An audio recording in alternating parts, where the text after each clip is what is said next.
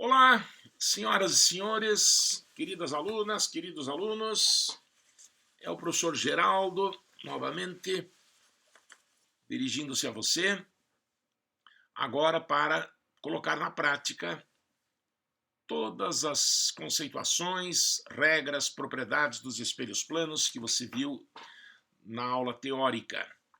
Em especial, o conceito de campo visual será explorado na maioria dos exercícios. São problemas marcantes, como você verá. Eles requerem alguma habilidade, geralmente na construção da figura, tá? Não são, embora o assunto aparentemente seja simples, a ótica ilude, são problemas que requerem cuidados, é semelhança de triângulos, é Pitágoras, é coisa da matemática, é coisa da geometria, afinal a nossa matéria é ótica geométrica. Então é de se prever que a geometria esteja presente com frequência. A aula, portanto, será de exercícios sobre espelhos planos, exercícios que você não pode ignorar em hipótese alguma. O primeiro deles é um problema clássico sobre campo visual, envolvendo também o movimento retilíneo uniforme, cuja teoria foi desenvolvida na primeira série do ano passado. Um observador O, de dimensões desprezíveis, posta-se em repouso a uma distância de 3 metros em frente ao centro de um espelho plano, de 2 metros de largura, um para cada lado, né, numa perpendicular traçada por O, mostrando que o observador está de frente para o meio do espelho, a 3 metros dele, e o espelho então tem 2 metros de largura, e ele também está em repouso.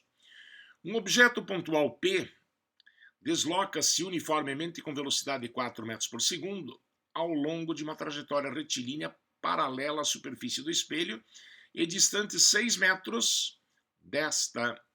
Inicialmente o observador não vê o objeto, porque provavelmente está muito distante, fora do campo visual. Nós vamos já determinar onde está o campo visual.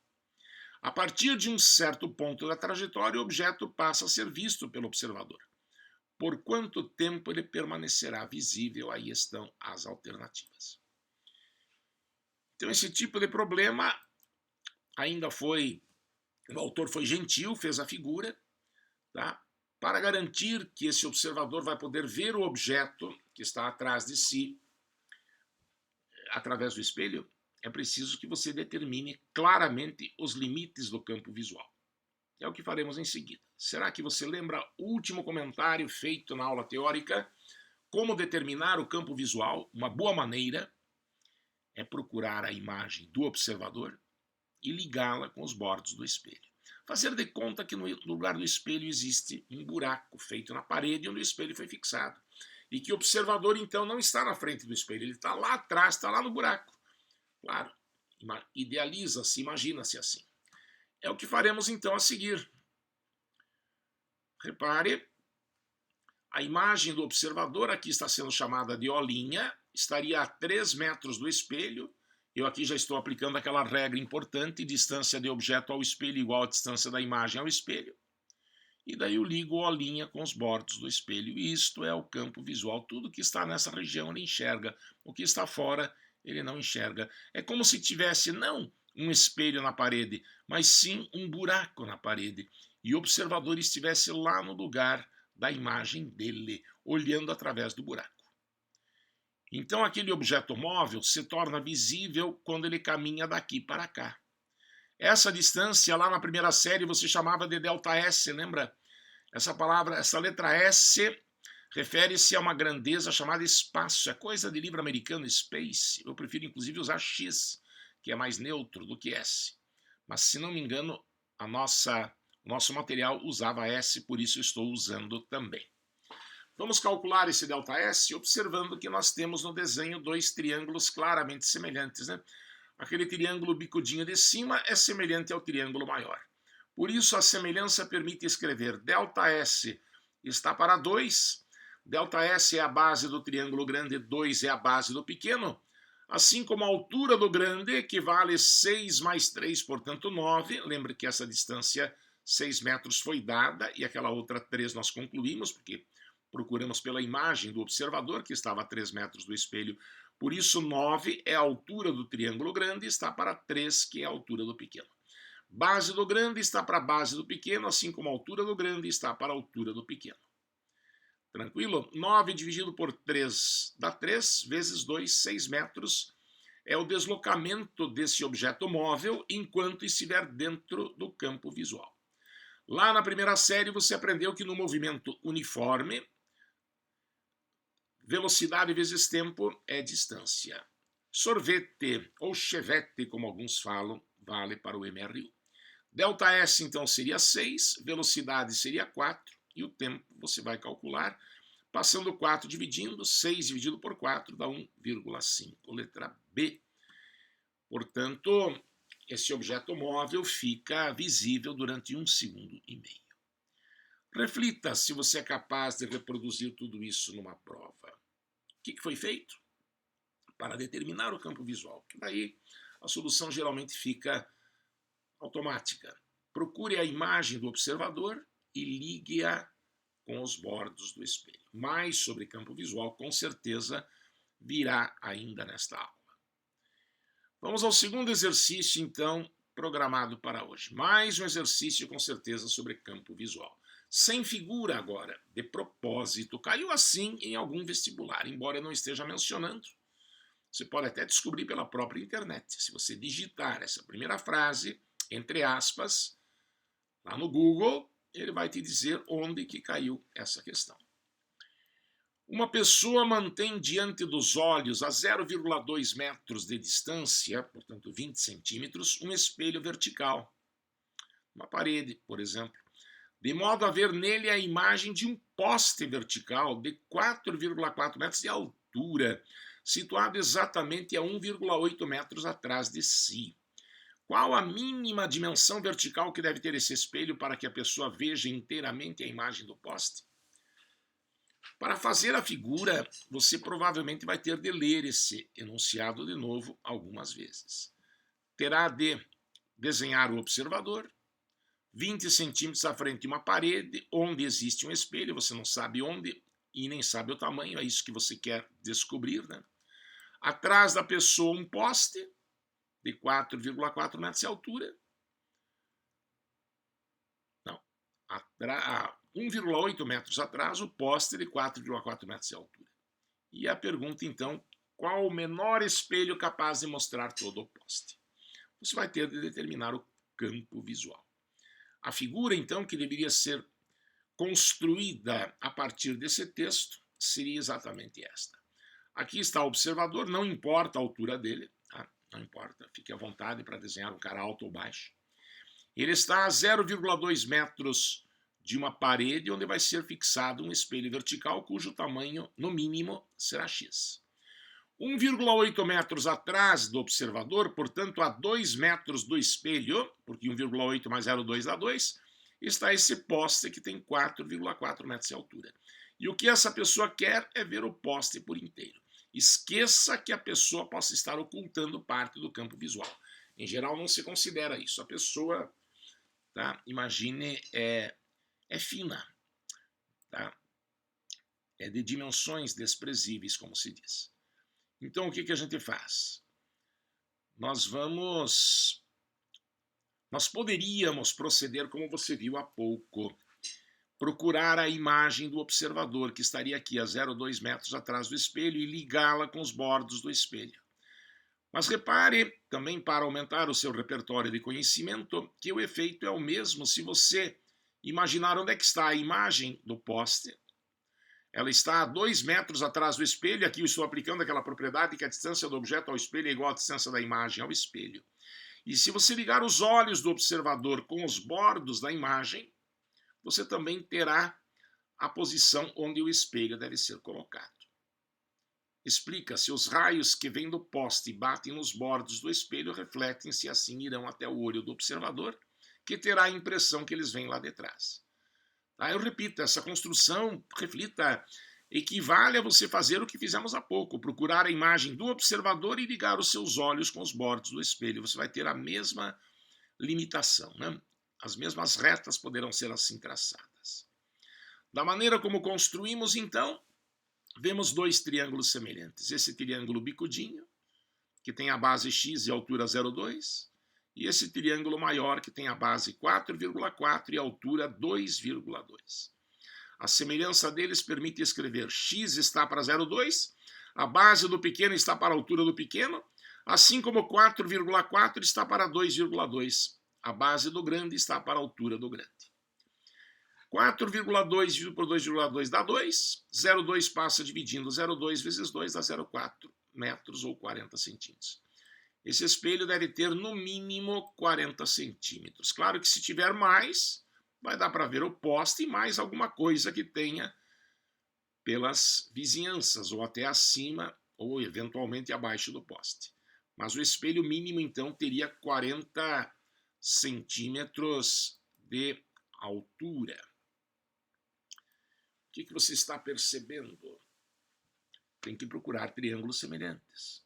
Caso a figura esteja feita, menos mal. Mas se não estiver feita, você tem que transformar o texto em figura. Esta, para muitos, eu sei, é a maior dificuldade, que só será superada através de muitos exercícios. Já virá mais um de campo visual. Antes, porém, uma questão também sobre espelhos planos. Claro, esse é o tema da aula de hoje. Questão aí que caiu no vestibular da FUVEST, segunda fase, tempos atrás. Tudo a ver com a nossa matéria atual. Veja se não. A figura representa um objeto A colocado a uma distância de 2 metros de um espelho plano S e uma lâmpada L colocada a distância de 6 metros do espelho. Então tem espelho aí nesta região, não importa aqui, de 6 metros de extensão, tá? Designado aí pela letra S. Desenhe o raio emitido por L refletido por S que atinge A e explique a construção. Então, para desenhar aquele raio, já estou imaginando vários raios luminosos são emitidos pela lâmpada. Um deles, talvez esse aqui, ó, pim, pam, bate no espelho e chega até os olhos da pessoa, da mesma forma que uma bola de bilhar, né, que fosse lançada daqui, bateria na tabela e chegaria lá. E depois calcule a distância percorrida por este raio. Ele percorre uma certa distância na ida, mais uma outra distância na volta. Eu terei de ou calcular as duas e somar, ou dar um jeito de fazer um cálculo só. Tá? O segredo, então, será novamente a figura. Desenhar o caminho seguido por este raio. De modo que se garanta, né, a explicação que ele pede é justamente isso, que o ângulo de incidência seja igual ao ângulo de reflexão. Para isso você precisa encontrar triângulos congruentes. Eu já te digo, sem fazer mistério, você tem duas saídas, na verdade. Jogadores de sinuca às vezes fazem algo parecido também. Procurar a imagem de A, 2 metros atrás do espelho, e ligar L com A. Assim você já tem o caminho que a luz segue. Ou procurar a imagem de L e ligá-la com A. Vai dar a mesma coisa. Vamos ver como que a pessoa que propôs esse exercício preferiu construir, fui eu mesmo. Então aí está. A minha preferência foi por procurar, então, pela... Deixa eu acertar essa flechinha aqui, ela sempre fica meio esquisita, meio torta. Ah, não importa. Então veja lá o que nós fizemos. Nós procuramos pela imagem da lâmpada e ligamos a imagem da lâmpada com o ponto A. A congruência desses dois triângulos que você vê aqui embaixo é metade do caminho para provar que se eu construísse a normal eu teria ângulo de incidência igual a ângulo de reflexão. Tá? Essa é uma formalidade que eu estou abrindo mão para não deixar essa aula entediante, mas convido vocês a provarem. Essa construção é válida porque desta forma, ao construir a normal pelo ponto de incidência, nós teremos ângulo de incidência, que é igual a esse aqui, né? Igual ao ângulo de reflexão, que é igual a esse, porque esses dois triângulos retângulos com um cateto comum acabam, e os outros dois catetos iguais também, acabam sendo congruentes. A distância que o raio percorre na ida é x, após a reflexão até atingir o ponto A é y. Só que como esses dois triângulos que eu mostrei são congruentes, você vai ter x aqui também. E o que você quer é x mais y, a distância percorrida pelo raio. X mais y, se você por A traçar uma perpendicular àquela reta traçada por L perpendicular ao espelho, você vai ver um triângulo retângulo. onde a hipotenusa é x mais y, onde um cateto é 6 metros. Se aqui é 2, aqui vai ser 2 também. 6 mais 2 vai ser 8. E aqui é 6, porque a distância da imagem ao espelho é igual à distância do objeto ao espelho. Enfim, desta forma, nós encontramos um triângulo cuja hipotenusa é o que queremos calcular, não é? X mais y não é a distância percorrida pelo raio. E os catetos valem 6 e 8. Teorema de Pitágoras. X mais y ao quadrado da hipotenusa, igual a 8 ao quadrado, mais 6 ao quadrado, igual à soma dos quadrados dos catetos. 8 ao quadrado é 64, 6 ao quadrado é 36, cuja soma é 100. X mais y ao quadrado igual a 100, tirando a raiz, x mais y igual a 10. Pronto. Uma das questões da prova discursiva da FUVEST desse ano teria sido assim decifrada.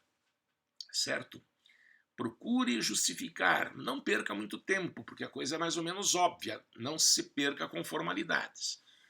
Mas verifique que ao fazer assim, procurando pela imagem de L ou pela imagem de A, e ligando a imagem de L com A ou a imagem de A com L, você vai ter a clara noção do caminho que a luz teria de seguir para atingir o ponto A, que seria o mesmo caminho que se fosse uma bola de bilhar lançada de L até A, batendo uma vez nessa sinuca, nessa tabela que estaria fazendo o papel do espelho.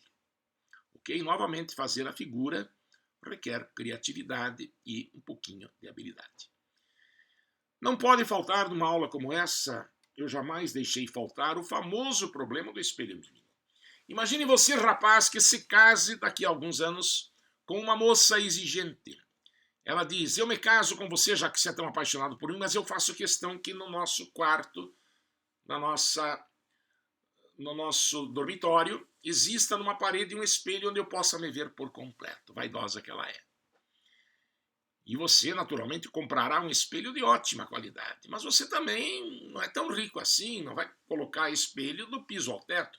Você vai usar os seus conhecimentos de física, adquiridos nas aulas de ótica, para descobrir qual é o menor espelho que atenda à condição imposta pela sua amada. Não é? Como é que se resolve isso? E mais uma coisa, né? Não basta calcular o tamanho do espelho, tem que saber onde colocar. A que distância do chão colocar o espelho. Você guardará o resultado desse espelho como eu guardei, espero. Algum dia o meu professor de física explicou isso para mim e a frase que vai aparecer no final do exercício eu nunca mais esqueci. É marcante. Não que seja assim algo tão que a gente faça todo dia, né? Mas é repertório intelectual, é mais um conhecimento que nós agregamos. Veja se não é bem como eu estou lhe falando. Clássico problema do espelho mínimo. Um rapaz de altura H maiúsculo vê todo o seu corpo, no meu exemplo seria a moça, naturalmente a maneira de fazer é a mesma, refletido num espelho plano vertical fixado a uma parede que dista D do rapaz. Os olhos do rapaz encontram-se a uma altura H minúsculo do solo. Isso é a altura dos olhos. Hzão é a altura dele, do fio mais alto de cabelo até o chão. E Hzinho é a altura dos olhos. E D é a distância do rapaz até a parede. Será que se esse rapaz se aproximar da parede, o espelho pode ser maior ou menor? É um dado que nós temos aí, vamos ver como lidar com ele. Determine a altura mínima que o espelho deve ter e a distância do bordo inferior do espelho ao solo. Percebe que a pergunta bate com o que a gente colocou. Menor espelho capaz de atender a condição do cara se ver por inteiro e a altura, distância do bordo inferior até o chão. E para isso foram dados 3 elementos. Será que eu vou precisar dos 3? Não está claro isso ainda, mas vai ficar. Nós temos a altura do rapaz, H maiúsculo, dos pés até o mais alto fio de cabelo, ou até o topo do boné, o topo do chapéu, da cartola que ele poderá estar usando, e a altura dos olhos, que naturalmente deve ser um pouco menor do que a altura da pessoa.